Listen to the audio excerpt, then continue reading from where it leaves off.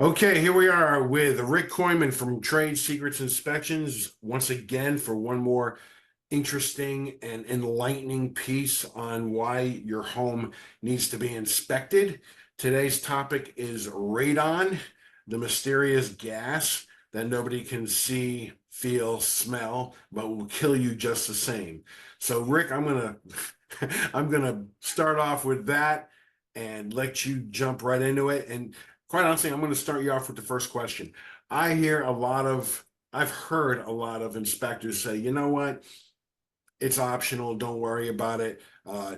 We don't have it here, whatever. And I know for a fact, and you know better than I do, that that's not true. So let's go from there. When an inspector tells you, yeah, don't worry about radon. It's not really there.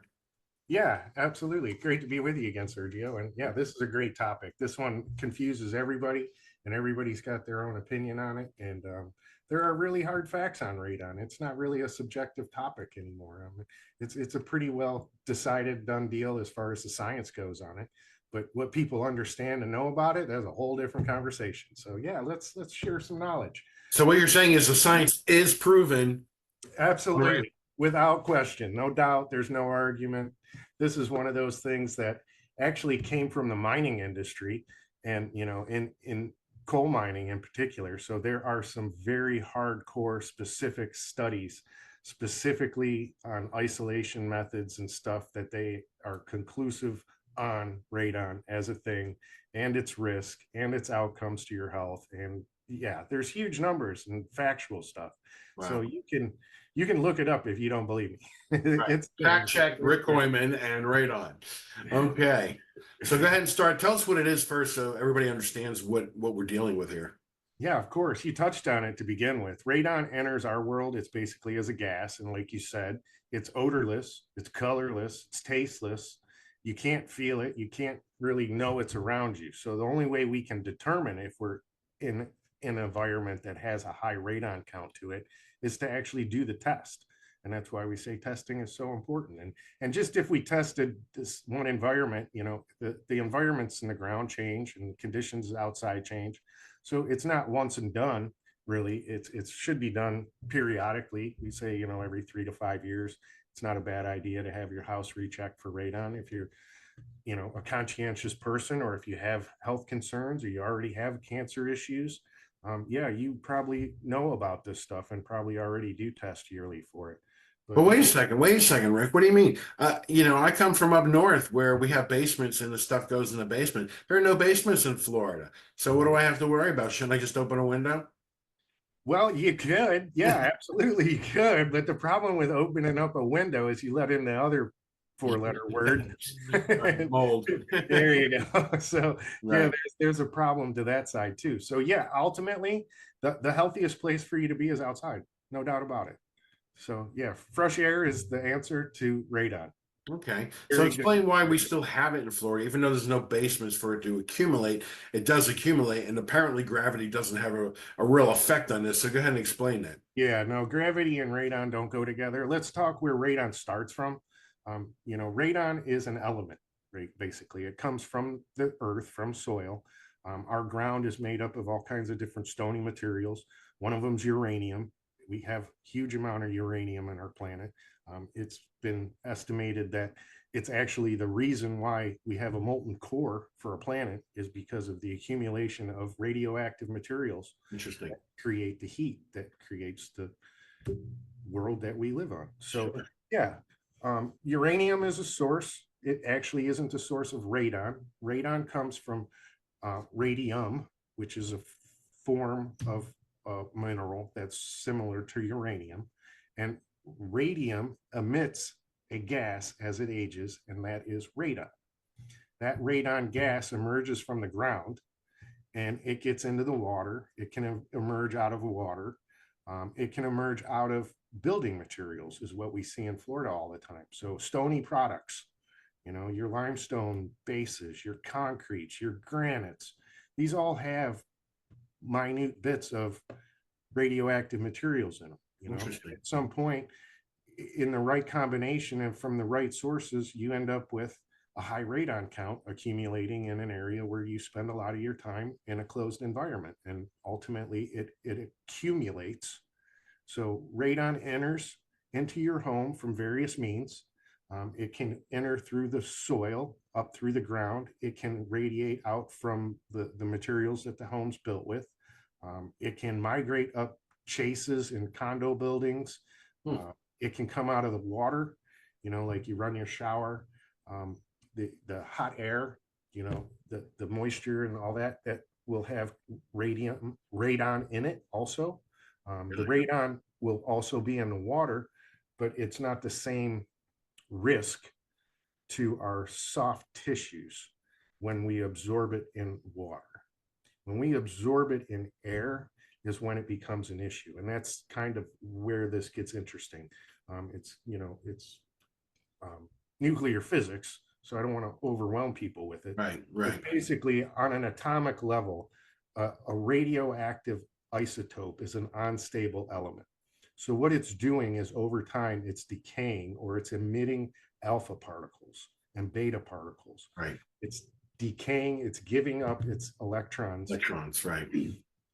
And that process releases other unstable particles, right? And those things go through a decay process. We call that process a half-life. And there's a whole bunch of science involved with that. But basically what goes on is the radon comes into your home as the windows and doors are closed. After about 4 hours, whatever was in there from the beginning has reached its half-life, right? It's what we call equilibrium. It's a sequitur equilibrium is the real word, but it begins to decay. As it decays into the air, it's emitting those unstable particles. Those particles are binding to the dust in the air, or to whatever particle they can attach themselves to. Oftentimes those particles will attach to the wall surfaces, and to fixed surfaces, and we call that plating out. Those particles are now not a risk to you, because the particles that are causing the issue are the ones that are in the air. And how that happens is you breathe it in, and then it decays again, and it emits more of those alpha particles. Those particles are now injuring your soft tissues, which is your epithelials, your lung tissues. Right.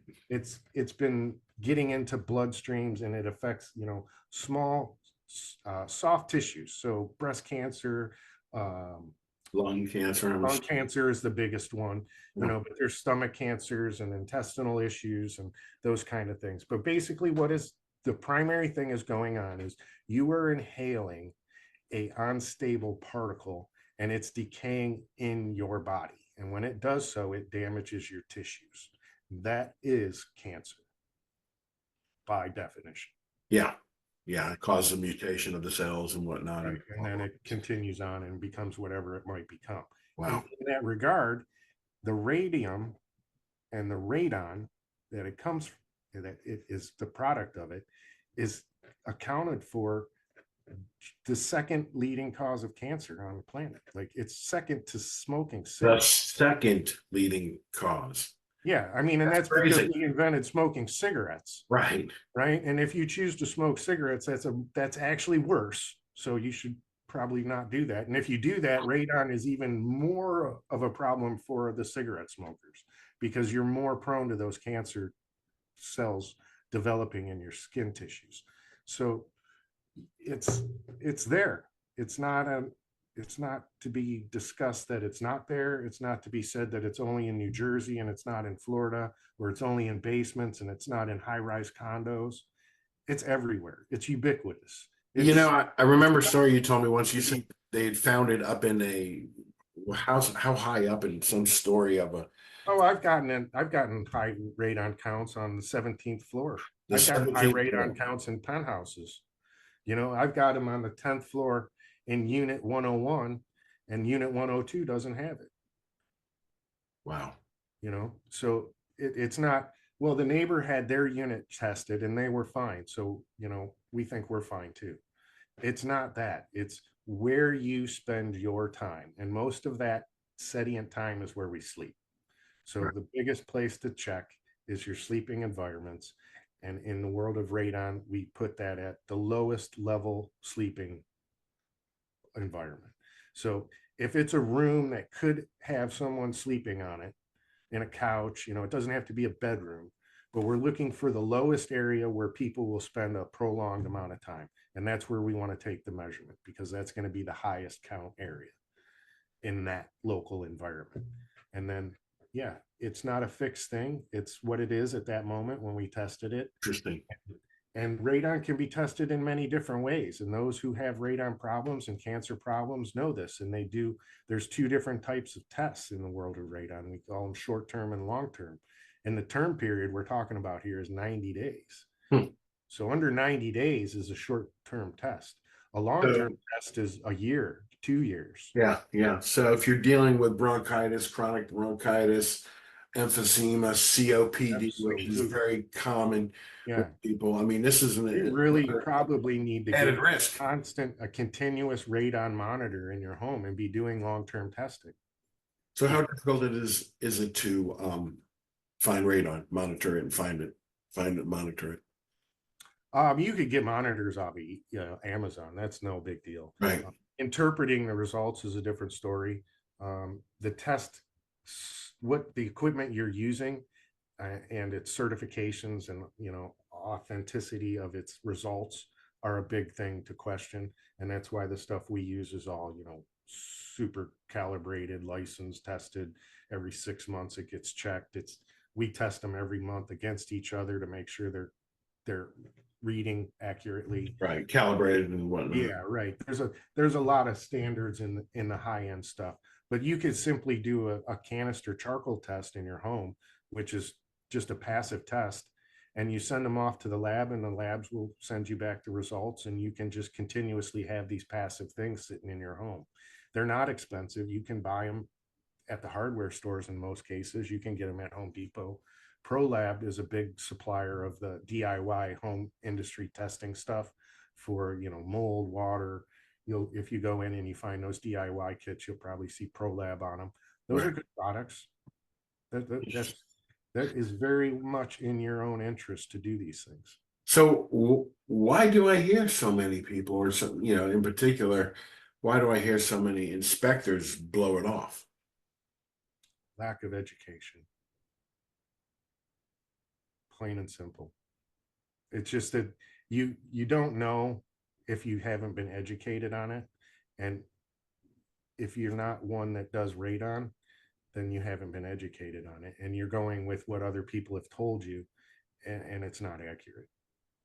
Is there any kind of liability for not testing for radon, and somewhere down the road someone absolutely contracts something? Absolutely. If I advise you to not test for radon, I am very much at liability risk for giving you false information, and that's a huge health concern. So, well, it's one thing to advise. Really it's one thing to advise against. It's another thing to say, well, I don't think you need it. Yeah, right. And that's the gray area of, well, we didn't say it. I mean, in my world, I am very cautious on making sure that I do my job correctly. And if someone doesn't believe me in what I'm saying, I'm at least going to put in my documents that they were given the option and they chose not to.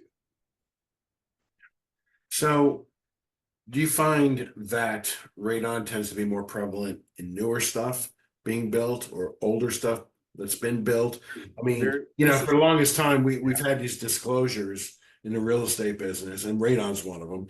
But we had these lead paint disclosures. Yet I don't think anybody's used a lead paint in this area since it was banned back in, I think, in the late 70s. But we still have the disclosures around just in case, right? Sure. But so if a real estate agent or broker needs to make sure that disclosure is signed, I don't understand why a home inspector would not have some sort of like, okay, I suggest you get a radon test. You don't want to sign this disclosure that you don't want it. Yeah, I don't either. I don't either. But I love the question, and I want to address it because it's a perfect intro. And is it more prevalent? And the answer is no. It doesn't matter what comes after more prevalent. The answer is no. Simple as that. So it's not new construction's better. It's not an older home is better. It's not the high rise is better. It's none of those things. You don't know if you don't test in the environment in which you live in an enclosed space, period. End of statement. So yeah, if you can keep your window open all the damn time, then you're outside. And that's what we want. We call it a LARA, and it's as low as reasonably achievable. That's what we're trying to get when we mitigate for radon. What Okay. is the safe level? It's debatable. In the United States, we call it 4.0 picocuries per liter. In Europe, they say 2.5. That's literally, almost half. Hmm. And in the United States, we're like, we're okay with 1 in 100,000 deaths on radon, but every other carcinogen, it's 1 in a million. It's a weird thing, That and is it's weird. in real estate, and it is much driven by the real estate industry to get that standard there, because it's where it becomes the issue. And just what you're saying with the realtors and the transfer of properties and stuff like that, and that's where we come in the short term. We do these quick continuous monitor, high, technology tests, when ultimately what you want to do is a long-term test, but you can't get that done in a transaction period. So No, no. what is the best thing we can do for you in the shortest amount of time? That's where we come in and do what we do to help people mitigate the risk of what they're getting involved in. And as simple as that. You just need to provide people Right. idea of what's going on in that environment. Is it the absolute end all of the statement at the end of that test and that answer? No, it needs to be followed up by a mitigation professional who's going to do all kind of different testing, and they're going to come in there and try to find the source or the highest count areas, and then try to correct the source, meaning maybe Well, taking off the airflow. yeah, I maybe mean, talking putting about source, ventilation. I mean, you and I have talked about this before, and I was shocked to find out that even the concrete that is Yeah, poured for your foundation, that's the big player here, concrete, yeah, for sure. so I Mason mean, blocks, big player. yeah, Yeah, yeah, big players, and they're everywhere. You're not going to get away from it. Um, I guess ideally, if you wanted to live in a low radon home, you would live in a wood framed home on still built, pylons, stick built, 12 yeah, feet in the air, and you'd have no stone products or tile inside of it. right, But you still would have water, and radon can come from the water. So to say that your environment is free of radon, again, the only way we can say that is in fresh air, right? If you close up your environment, you need to start considering these things as players in your health. right. And I don't want the people listening to think that we're trying to scare them, or anything. No, and I'm not. And like I said, it's not to be debated, Right, honestly. If you don't believe me, just Google it. right. There's so many things and so many studies and so many facts about it. It's not up for debate. So when somebody is going to go ahead and buy a property, um, I mean, what's the cost versus the risk? Typical mitigation of a single family home is less than $3,000 generally. Well, that's a mitigation. That's if you have radon. Yeah. But the test for it, Oh, the test for is a couple $100 for me. It's not a big deal. yeah, To come in and do a simple radon test by itself for 250 takes 48 hours, and you get an idea of what you've got going on in that environment. But again, if you are a homeowner and you don't have a urgent need for the answer, you don't need to pay me $250 to get that answer. You can do it yourself with that charcoal canister and just follow the instructions every properly. time. Right. Yeah. So many times we talk about the cost of owning real estate, the cost of buying real estate, and everybody thinks about it in terms of the price tag. Mhm. And no one ever thinks about it in terms of your health or anything else. And the funny part about it is for a minimal amount of money paid to a professional like you can remove a lot of those questions right off the table, rather than, we talk about, okay, pay now or pay later at some point. Yeah, I mean, I tell customers all the time when they're on the question of whether we should or should not do it as part of an inspection, I say, listen, think of it this way. You either buy the problem or you buy the inspection. Well put. Well put. I like that. You're either buying a problem potentially, or or you can buy the inspection. Right. Because even if you don't know and you don't care, you may move out of that house and sell that house, and the next person's going to test it. And then you come and find out that you had the problem, you bought it, and you Right. could have dealt with it beforehand. And it's very similar to the new construction world, where people think that their new construction house is fine. It's brand new. I don't need a private inspection. The difference is that I'm going to come in there before you give up your leverage and empower you. Well put. Yeah. I mean, we trust the builders to take our money and do the right thing. But you and I both know, we both come from the construction industry ultimately. And we know sometimes jobs, people make mistakes. Yeah, and it's not that even the guys Materials are applied incorrectly yeah, what have or you. that they don't come back and do the work. What Right. you use is the leverage. And what happens is it takes now 18 months to get that punch list completed. Right. Because they're already paid, they got their signature, they're done. Their numbers are what's most important to them. Yeah, you're not a priority anymore. No, you gave up your leverage. Okay. Wow. All right. Anything else you'd like to add about radon? Yeah, if you are still on the fence and want some more information, please call me 239-537-1186. Like I said, you can Google this stuff. It's one of those topics that I talk about as much as I can for the same reason as what you asked me, is there's just so many people with the wrong information out there. Well, and I was one of them for the longest time. Mhm. For me, I could tell you, I was like, radon, what the hell is that? Never even heard of that. Forget it. Yeah, and I can remember 20 years ago as a contractor in the industry, I always felt the same way about it. I didn't know until I really became an inspector and started learning about it properly, and then said, I need to get certified in this. And Well, actually the point learn is, about we've had all this time to collect the data, it. Yeah, and now the data is there. Therefore, the science yeah, is there. right. So the 80s and the 90s there's a whole bunch of data from there. I mean, if you don't believe me, you can go find it. There are so many sources, and if you don't want to find them, give me a call. I can send them to you. I have many documents I can forward out. Excellent. Rick, what's your number one more time?